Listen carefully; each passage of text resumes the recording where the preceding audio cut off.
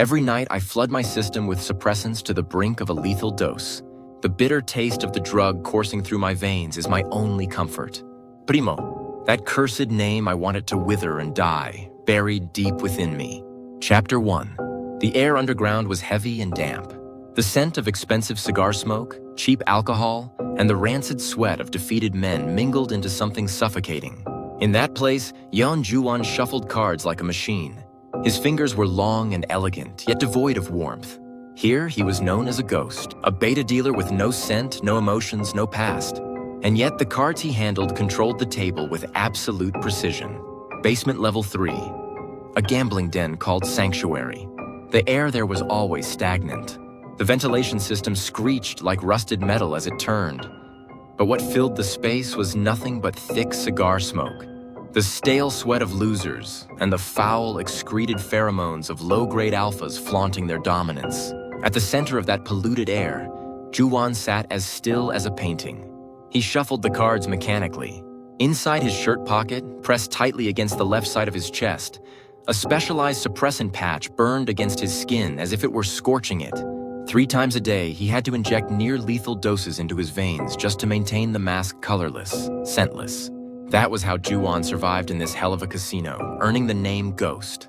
Primo, that cursed name pulsed deep beneath his heart. A primordial omega, believed to have gone extinct 100 years ago. A bloodline that could subjugate all alphas by mere existence, yet at the same time ignite their instinct to conquer, leading to inevitable ruin.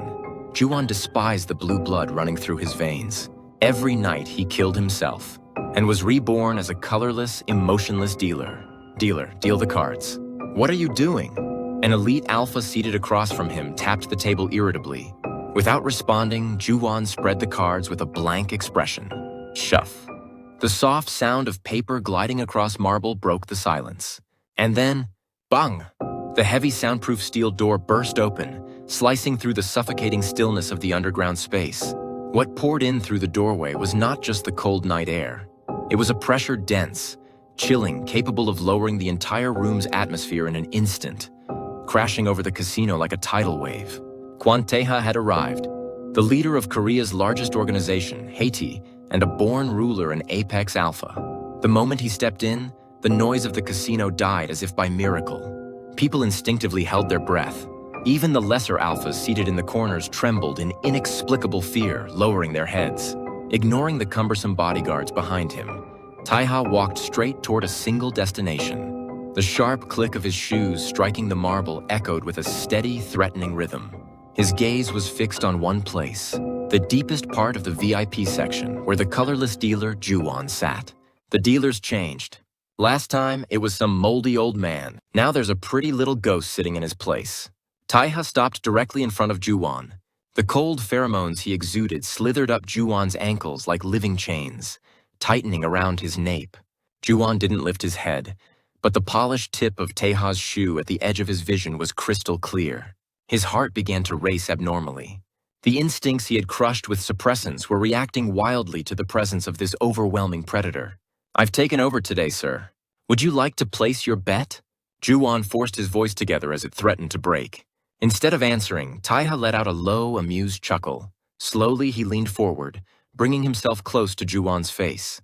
Taeha's shadow completely swallowed him. "A bet? Fine. I'll play. The stake is this entire casino." And Taeha's finger brushed under Ju-won's chin, lifting it slightly. His cold eyes bored into Ju-won's expressionless face with relentless intensity. "If you lose, I'll personally uncover whatever you're hiding behind those lifeless eyes. There's a very interesting scent coming from there." Ju-won stopped breathing. The patch at the back of his neck burned like madness. The cracks in his mask had begun. The moment Taeha's finger touched the tip of his chin, Ju-won's thoughts froze. Even the faint warmth that seeped through the leather glove carried the violent possessiveness of an apex alpha. Instinctively, Ju-won twisted his head to avoid the contact. But Taeha's grip was unyielding, his hand fixing Ju-won's jaw in place like steel. "No answer, dealer. Are you going to bet? Or are you going to let me see what's at your very bottom right here?" Taeha's low voice crushed against Ju-won's ear. The air around them had already been completely consumed by his pheromones. An ordinary beta would have simply gasped under the pressure. But Ju-won's body was different. The dormant Primo genes beneath the suppressants recognized Taiha's pheromones as an intrusion and began to stir, preparing to retaliate. Ju-won clenched his teeth and forced himself into composure. Inside his shirt, the suppressant patch burned against his skin as if it had been branded. It was a vicious side effect of forcibly suppressing his hormones. His vision blurred. A sharp ringing filled his ears. Yet Ju-won lifted his gaze and met Taiha's cold eyes head-on. The game will be Texas Hold'em. The stakes are, as you said. However, if you lose, you will never set foot in this casino again. Interesting. You're going to kick me out? Taiha curled his lips in amusement and leaned back. Only when he put distance between them did thin air finally reach Ju-won's lungs. Ju-won hid his trembling hand beneath the table and picked up a fresh deck. The sharp rrrk of shuffling cards pierced his ears more harshly than usual. The first card was dealt. Every time Ju-won's fingertips brushed into Taiha's space, a chilling shiver ran through him. Taiha didn't even glance at his own cards. His gaze was fixed solely on Ju-won, the line of his eyes, the slender nape of his neck. He had already lost interest in the outcome of the game. Like a starving beast, he was only waiting for the moment the dealer before him would shed that immaculate mask and collapse. The flop was revealed. Tension pooled over the table like a tangible force. A line of cold sweat slid down the back of Ju-won's neck. The adhesive of the suppressant patch was weakening, soaked through with sweat. No, if it breaks here, it's over. Ju-won bit his lip as he repeated the thought to himself. But then, as Taiha casually pushed a stack of chips forward, a thick scent drifted from him and invaded Ju-won's senses. It was the cold sharpness of freshly cut conifer wood mixed with the metallic tang of blood, a brutally masculine scent of a dominant alpha. That scent seeped into every pore of Ju-won's skin, awakening the Primo genes that had been lying dormant. You don't look well, Li Yanwu. Or should I call you Yan Ju-won? The moment Taiha spoke his real name, the card slipped helplessly from Ju-won's hand and scattered onto the floor. How do you know my name? If you're going to play ghost in my territory, you should have expected at least that much background check. But Ju-won, your body is making a very strange sound right now. Taiha leaned forward again. Now the distance between them was barely a handspan. His hot breath touched Ju-won's damp forehead, a sound no beta could ever make. Something very sweet and very cruel. At that moment, the suppressant patch on the back of Ju-won's neck finally gave way, unable to endure any longer. From the gap, a faint blue mist-like scent leaked out and spread across the table in an instant. It was less like a fragrance and more like a powerful physical impact. The surrounding air froze. The alphas watching from the corners suddenly choked, clutching their chests as they collapsed to the ground one after another. It was the moment the scent of Primo was released. Ju-won's pupils dilated as he grabbed onto Taiha's shoulder. The suppressants surged backward, sending a numbing pain flooding into his brain. Ah! Taiha's eyes were instantly stained with intense desire and shock. Even as his own instincts threatened to spiral out of control, he firmly caught Ju-won's collapsing waist. I found it, buried at the bottom of the gutter, my real pearl. Taiha's rough hand brushed back Ju-won's damp hair. Even as he lost consciousness, Ju-won saw the madness of possessive obsession swirling in Taiha's eyes. It was not salvation. It was the beginning of eternal captivity. The lights of the casino flickered unrealistically before plunging into darkness. Ju-won's last memory was Taiha pressing his face into the back of his neck, inhaling deeply, a low, strained groan escaping him. As Ju-won's consciousness sank into darkness, the world that caught him, Taiha's world, was thrown into an unprecedented storm. Taiha stared down at the slender nape of Ju-won's neck, now helplessly bent in his arms, the blue mark engraved there, and the vicious scent that tore into his lungs and paralyzed even his reason. Taiha knew this scent. No, any dominant alpha would recognize it. A legend etched into their genes with fear and reverence, something they could never forget. Primo. Taiha's gaze darkened as memories of the past surfaced. A century ago, when the history of human traits was written in blood, Primo Omegas were not merely a classification. They were the most beautiful and most cruel form of power nature had ever created. In an era when ordinary Omegas were subordinate to Alphas, treated as tools for reproduction, Primo stood at the very peak of that hierarchy, mocking it.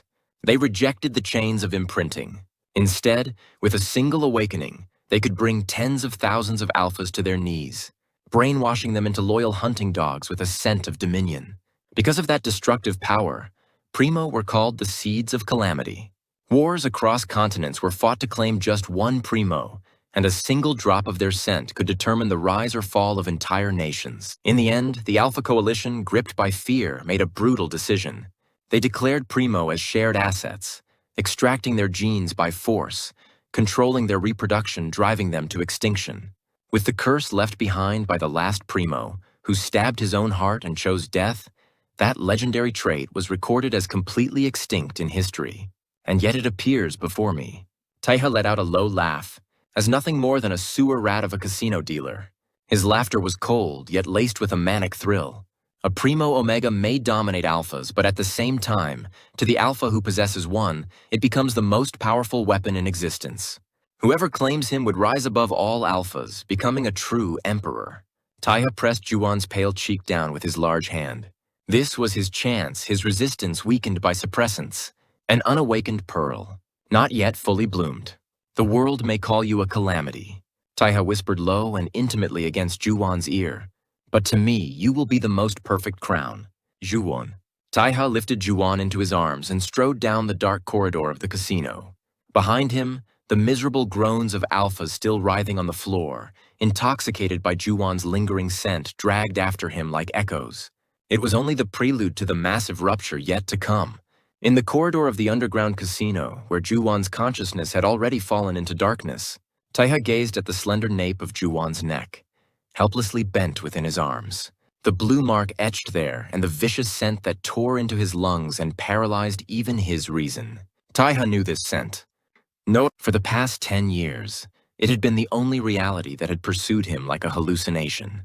People call Primo a legend, an extinct relic, or a name of calamity that exists only in fairy tales. But I know better. My family's filthy lineage proves it. In Taiha's memories, the Haetae family was a group that hid a deep-seated inferiority complex behind its glorious reputation. A prestigious bloodline that had produced apex alphas for generations. Yet they were always incomplete. No matter how powerful their pheromones were, they were ultimately at the mercy of an Omega's heat, bound by the biological shackle of imprinting, forced to live their entire lives indebted to someone else. Just before his death, Taiha's grandfather, the former chairman, had grasped Taiha's hand and left behind a single will. Taiha, become an alpha who is never dominated. And for that, you must take the Omega who stands above all alphas and lock that blue blood inside your room. From that day on, Taiha became obsessed with Primo. While his cousins within the family were blinded by power struggles, manipulating politics and business, Taiha moved in secrecy, digging through trait research institutes across the world and the black markets of the underworld. 80% of it was fraud. The remaining 20% was baseless rumor. But Taiha never stopped.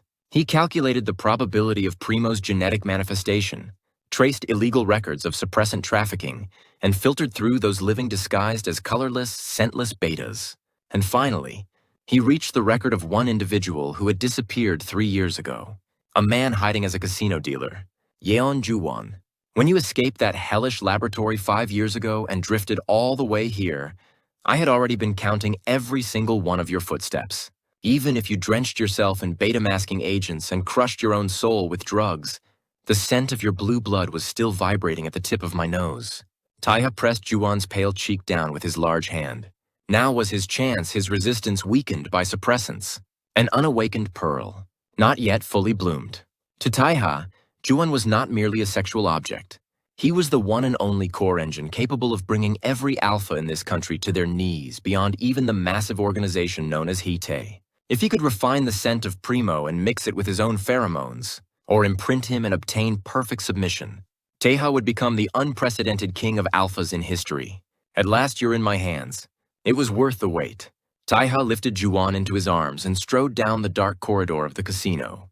Behind him, the miserable groans of alphas still writhing on the floor, intoxicated by Juwon's lingering scent, dragged after him. It was nothing more than the prelude to the massive rupture yet to come. Run if you want, Juwon. No matter where you go, what's chained to your ankles isn't just a shackle, it's my obsession, built over a lifetime. Taiha's eyes gleamed with manic exhilaration. As they stepped outside the casino, cold rain poured down, but instead, Taiha shuddered at how much more vividly he could feel Juwon's body heat in the rain. The armored sedan door slammed shut, and Juwon's world was forcibly absorbed into a lavish vault called Haetae. As the curtain fell on Chapter 1, deep within the darkness, Juwon's fingers trembled ever so slightly. When Juwon regained consciousness, the first thing he felt was an unfamiliar cleanliness filling his lungs. There was no trace of the stale cigar smoke from the underground casino, nor the metallic stench of suppressants. Instead, what brushed against his senses was something like the air of a cold mountain, an extremely refined pheromone belonging to Quan Taiha. Juwon forced his trembling eyelids open. Above him, a chandelier with geometric patterns scattered cold light across the ceiling, and the sheets beneath his body were impossibly soft. And yet, within that comfort, Juwon sensed something far worse: the suffocating reality of captivity. Ugh! As he tried to sit up, a groan escaped him, and he collapsed back onto the bed. A crushing ache spread through his entire body, as if every muscle had been shattered, and the back of his neck burned intensely. He reached behind him instinctively, but instead of the familiar suppressant patch, his fingers brushed against slick medical tape and gauze. The mask had been stripped away. The scentless fortress he had built over 5 years had been utterly destroyed by a single man. Quan Taiha. That man had known from the very beginning what he had been hiding, why he had fallen all the way into that gutter. Juwon's gaze instinctively dropped toward his feet. Beneath the thin blanket, a slender golden anklet encircled his left ankle. It looked like a simple ornament, but there was an unnatural weight to it. A faint blue light blinked at regular intervals, a high-performance tracking device, and a trait monitoring system. The heavy automatic door slid open, and Quan Taiha entered. He was no longer in a perfect suit. Instead, a few buttons of his shirt were undone, giving him a relaxed yet unmistakably threatening presence. In his hand, he held a tablet and the worn pill bottle Juwon had dropped at the casino. Awake now? Taiha's voice was low and smooth. He sank into the sofa at the foot of the bed, watching Juwon as though savoring his fear. Those trash drugs you were taking, the analysis results were quite interesting. A concentration high enough to melt the liver of an ordinary Omega. And yet you endured it for 5 years. As expected, the vitality of a Primo is remarkable. Give it back. That's mine. Juwon reached out with a cracked voice, but Taiha only sneered and tossed the bottle onto the floor. You won't need that poison anymore. Not here in Haetae. There's no reason to suppress your trait. In fact, the opposite, we need to awaken it. To prove the value of that blue blood of yours. Taiha rose and approached him. The bed sank under the weight of his presence as his large frame pressed down over Juwon. Grabbing Juwon's chin, he turned his head forcefully to inspect the wound at the back of his neck. Let's go to the lab. I need to see for myself whether you truly have the scent that subjugates all alphas, or if you're just a lucky mutation. The medical facility beneath the mansion resembled something out of a film laboratory. Juwon was laid half-naked on a cold metal operating table.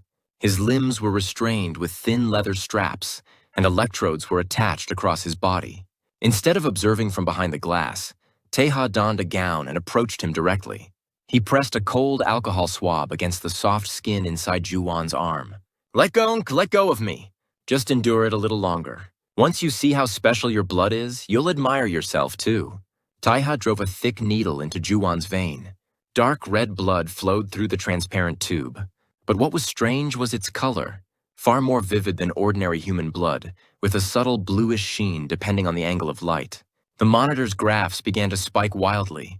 Juwon's breathing quickened, and from the forcibly opened omega glands, the unique scent of Primo began to rise like mist. No, I can't release it. If it awakens once, there's no turning back. I'll be trapped in this glass cage for the rest of my life. Juwon struggled desperately to hold on to his sanity. But Taiha deliberately released his apex alpha pheromones, provoking Juwon's instincts. It was like throwing raw meat to a starving beast. Check the levels, Taiha commanded. The attending physician's hands trembled violently. Sir, it's immeasurable. It has already exceeded the pheromone concentration of a normal omega by over 500 times. If we increase the exposure any further, everyone on this level will fall into a coma. Instead of shock, Taiha looked down at Juwon with eyes filled with rapture. Juwon's pupils turned a deep blue, losing focus. A scream mixed with pain and something dangerously close to pleasure filled the sealed room. After the examination ended, Taiha himself lifted Juwon's sweat-soaked, limp body. Now, an unmistakable, lethal, lingering scent seeped from Juwon, one no suppressant could conceal. Returning to the room, Taiha dropped Juwon onto the bed. He pressed his face into Juwon's nape and inhaled deeply. The overwhelming sensation, as if his brain were burning, sent Taiha's own apex alpha pheromones spiraling out of control, crushing down over Juwon's entire body. Li Yanwu no Juwon. Taiha's fingers pried roughly at Juwon's lips, forcing their way inside. From tomorrow on, every alpha in this mansion will fall to their knees the moment they see you. But remember this. His voice dropped, dark and absolute. You can only be a king inside my room. Looking into Taiha's eyes, filled with maddened possessiveness, Juwon made a decision even within his despair. The only way to bring down this hellish place, Haetae, was to turn this cursed power he possessed against him and destroy Quan Taiha. The nights at Haetae were suffocatingly still. Outside the window, only the faint rustling of the artificially cultivated bamboo forest could be heard as it brushed against the wind, while inside, the room was sealed off by thick blackout curtains that blocked even the moonlight. Leaning against the headboard, Juwon stared at the faint blue light blinking steadily around his left ankle. It had been a full day since the suppressants were cut off. Inside Juwon's body, a massive upheaval was taking place. The blood running through his veins boiled, surging into a fever so intense it felt as though every nerve in his body was burning. The omega gland he had forcibly kept shut for 5 years was now screaming as it pried itself open. With every breath, something inside me is breaking apart. Is this what you wanted, Quan Taiha? To drag this cursed scent of mine into the open and turn me into your crown? Juwon slowly closed his eyes and sank inward. A Primo Omega was not simply a being with a strong scent. They were rulers capable of refining their pheromones into delicate threads and directly interfering with the neural pathways of others. Juwon reached back into the forbidden sensation he had locked away deep within his memories. He imbued every particle of air in the room with his will, not releasing a scent, but dyeing the very air itself in his own color. The electronic door lock disengaged, and Quan Taiha entered. He held a glass of wine, savoring the ease of a victor. But the moment he stepped into the room, his brow twitched faintly. The air was different. It was not something that could be described simply as fragrant. It was a dreamlike pressure that seemed to strike directly at the hypothalamus of the brain. Instinctively, Taiha tightened his grip on the wine glass. Juwon, you're awake. His voice had dropped an octave lower than usual. He attempted to walk toward the bed, but his steps were no longer light. It felt as though invisible sludge coated the floor or as if gravity had multiplied dozens of times. Every muscle in his body straining under tension. Juwon slowly lifted his head and looked at him. His eyes, bleached into a deep blue, shimmered eerily in the darkness. Executive Director Quan Taiha, were you that curious about my scent? Juwon's voice carried a languid yet dangerous resonance. Wherever that voice touched, Taiha's nervous system screamed. The iron-controlled Taiha had maintained his entire life as a dominant alpha began to crumble like a sandcastle. The wine glass slipped from his hand before he could even place it down. Crash! The sound of shattering glass broke the silence. But to Taiha, it felt distant, like a hallucination. Hung! His knees buckled, dropping him against the edge of the bed. He gasped for breath as he looked up at Juwon. His vision flickered red. The blue, mist-like pheromones rising around Juwon entered Taiha's lungs, paralyzing his frontal lobe. This was not seduction. It was violence, a cruel authority unique to Primo, one that shattered the pride of a dominant alpha, reducing him to nothing more than a rutting beast. Taiha felt his heart pound as if it would burst. This is impossible. I kneel to the pheromones of a mere omega? I've spent 10 years preparing for this, and yet this scent is mocking my reason.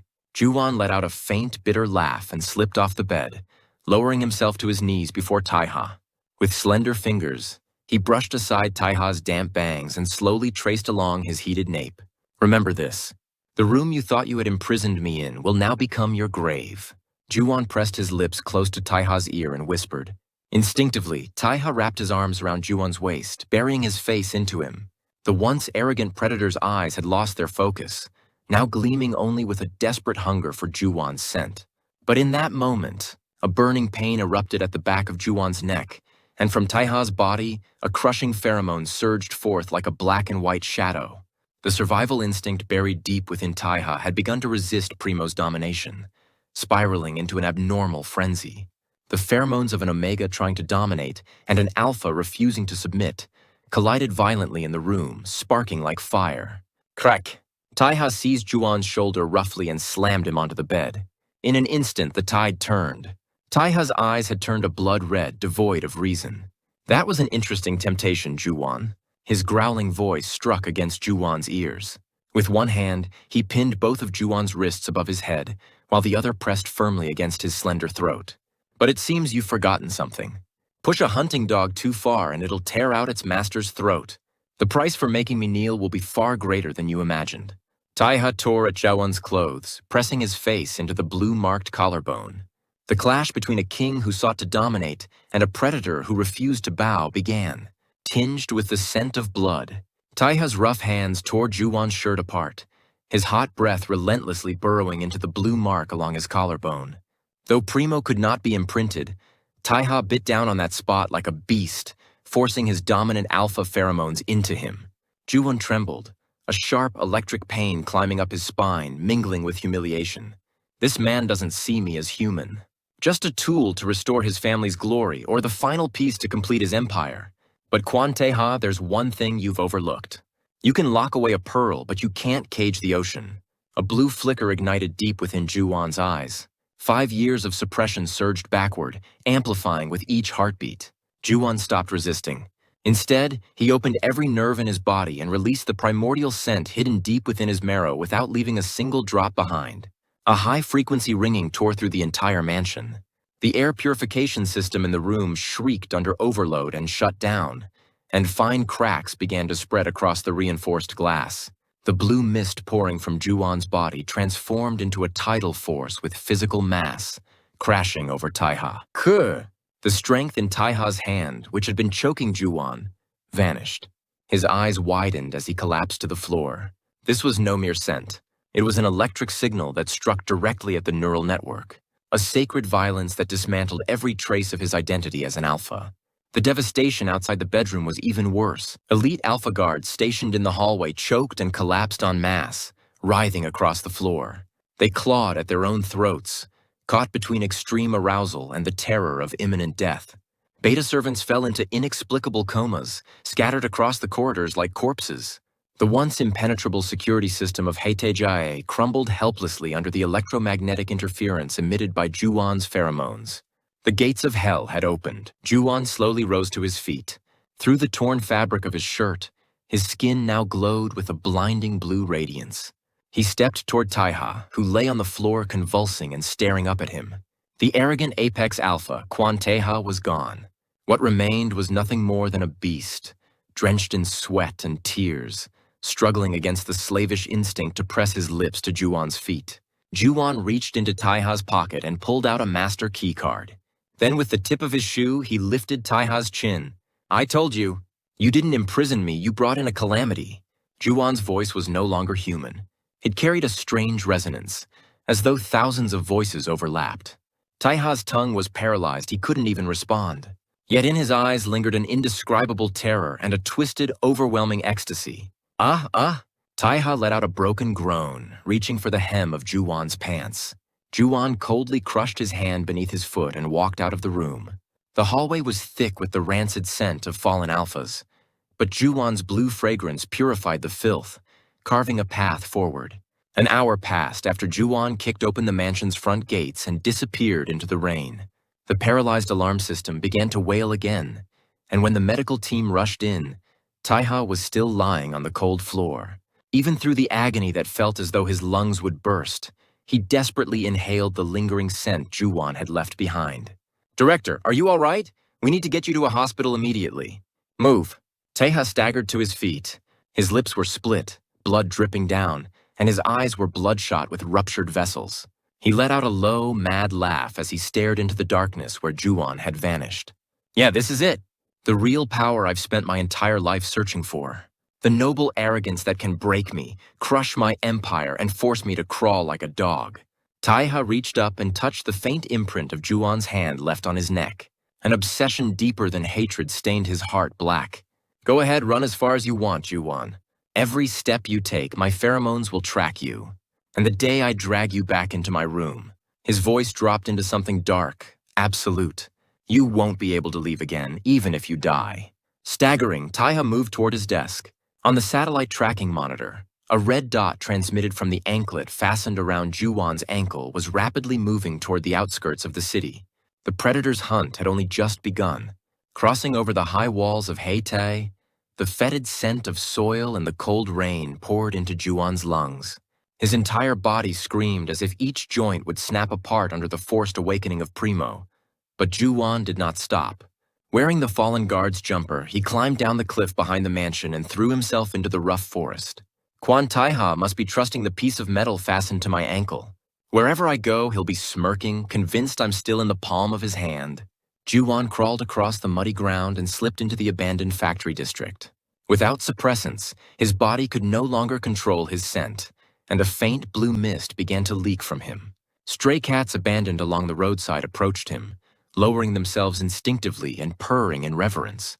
In a dark corner of the abandoned factory, surrounded by rusted machinery, Juwon gasped for breath as he rolled up the hem of his left pant leg. A smooth, gleaming gold anklet. It was an evil eye, broadcasting his location to Taiha's monitor in real time. Juwon picked up a sharp piece of rusted metal pipe lying nearby. The anklet's joint was made of a special alloy impossible to break with ordinary tools. But Juwon knew. This device detected biological signals. Hung! Without hesitation, he drove the sharp edge of the pipe into the flesh of his ankle. Hot blood gushed out, soaking the golden anklet. The pain was unbearable. As if his bone was being shaved away, his vision flipped. But he swallowed his scream. The anklet's sensor began flashing red, detecting excessive blood loss and a rapid drop in body temperature. Seizing that moment, Juwon twisted his joint at an unnatural angle and forcibly tore the anklet off. With the sickening sensation of flesh ripping apart, the golden chain fell limply to the ground. Now you won't find me, Quan Taiha. I'll become a ghost again. Juwon tossed the blood-soaked anklet into the corner of a passing cargo truck. The red signal now began moving toward the southern port, completely opposite from Juwon's direction. At the same time, inside Haetae's control room, Taiha's pupils contracted sharply as he stared at the monitor. The red signal, which had been moving along the southern highway, suddenly traced an erratic path, then vanished completely in a burst of static noise. What? His voice dropped, cold as ice. The security team leader beside him turned pale and fell to his knees. Sir, the anklet's biometric signal has been lost. The last recorded data shows near-lethal blood loss. It appears it was forcibly removed. The tablet in Taiha's hand shattered instantly. Fragments sliced across the back of his hand, drawing blood, but he didn't feel it. For the first time in his life, something had slipped from the grasp of a predator who had never lost anything. He tore his own flesh apart and ran? With that fragile body, daring to mock me? Taiha let out a laugh. It was a hollow, maddened sound that had gone beyond anger. He grasped at the fading trace of Juwon's blue scent lingering in the air. Seal everything. Ports, airports, train stations, not even a rat is allowed to get out. If you fail to find him, I'll cut off the ankles of every single one of you standing here today. His pheromones surged like a black wave, engulfing the control room. The guards crawled out, unable to even breathe. Taiha stared at the empty monitor, grinding Juwon's name between his teeth. The first taste of defeat was intoxicatingly sweet and unbearably cruel. 3 days later, in a run-down exam district on the outskirts of Seoul, a man in a worn hoodie limped through a narrow alley. His ankle was wrapped in crude bandages, his face gaunt and exhausted. It was Juwon. He sprayed cheap beta-masking fragrance all over his body. To prevent the scent of Primo from leaking out, he locked himself once again inside a colorless prison. But he knew this was only temporary. Quan Taiha is tearing this city apart looking for me. But he doesn't know. A pearl hidden in the deepest darkness does not shine. Juwon leaned his head against the cold wall of a tiny rented room and closed his eyes. A suffocating loneliness and silence settled over him. But for the first time, he could finally breathe. Freed from the shadow of the blazing sun called Quan Taiha, he was now alone in his own darkness. But from the wound on his ankle, a drop of blood still shimmered faintly blue. The seed of calamity had not died. It was merely waiting, in deeper depths, gathering strength for a far more lethal awakening. On the outskirts of Seoul, the air of the run-down Gosiwon, district where redevelopment had long since stalled, was thick with the damp stench of mold and the residue of other people's worn-out lives. Juwon lay curled in a cramped, windowless room barely large enough for a single body. The flickering fluorescent light cast an unstable glow over the worn linoleum floor. The worst pain came from his ankle. The wound, roughly wrapped without even basic disinfectant, had swollen red and radiated searing heat. A chill crept over him like the early signs of sepsis, and his lips cracked, pale and dry. The wound is rotting. But what I fear more than this stench of decay is the scent trying to erupt from inside me. There's no suppressant.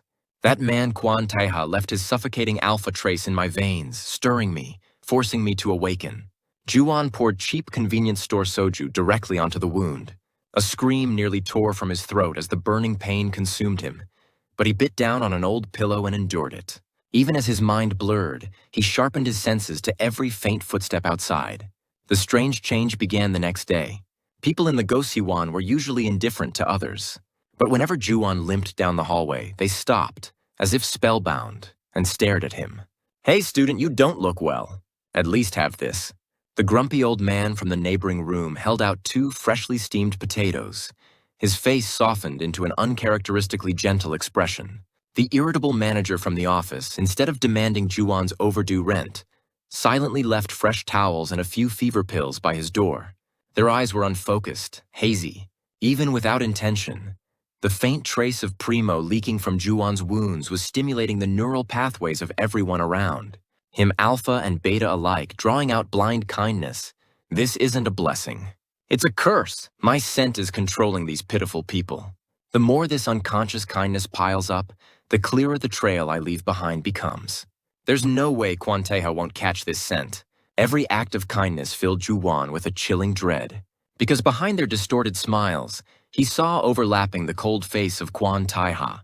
At the same time, in an underground interrogation room in Gangnam, the metallic scent of blood and the mechanical hum of equipment pressed down on the silence.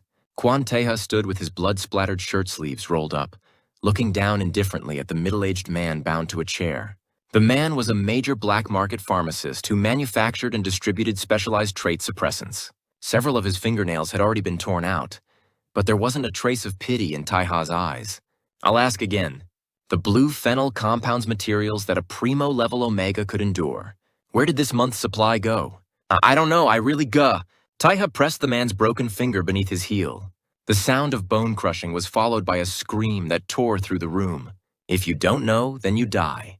Because of that one supply line, you claim not to know my pearl is out there, getting hurt. Taiha had not chosen the simple method of sending out manpower to sweep the city. Instead, he cut off Juwon's oxygen, the supply of suppressants necessary for his survival.